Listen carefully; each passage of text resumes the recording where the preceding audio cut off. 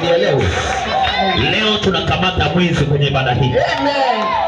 Sema fire. Fire. Ambie tunano kamata mwizi. Kamata mwizi. Piga makofi kama tunaelewa. Amen.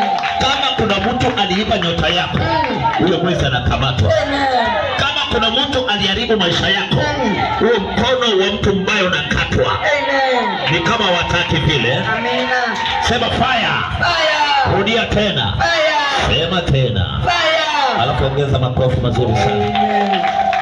Mahali ambapo penye madhabahu ya Jehova, mahali yako lazima ukute watu wana furaha. Amen. Kwa sababu najua nimesalimika. Hawanielewa nachosema.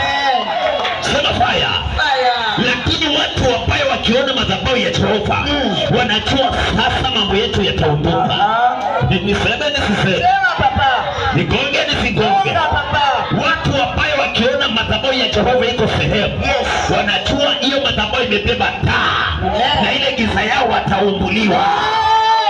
Leo nitawasha taa kwenye maisha yako. Amen. Nasema leo nitawasha taa kwenye mji wako. Amen. Ni kama utaki, sema fire. Fire. Leo taa itawashwa kwenye mtaa yako. Leo taa itawashwa kwenye kijiji chako. Nasema taa itawashwa kazini kwako. Mtu mmoja aseme taa iwake. Piga Yesu makofi mazuri sana. Ndio maana maandiko yanasema taa iwekwe chini ya pishi, haiwekwi chini ya meza, kwa sababu ikiwekwa chini ya meza kuna watu hawataonekana. Ikiwekwa chini ya meza kuna vitu havitaonekana. Leo tunaipandisha taa mahali pake.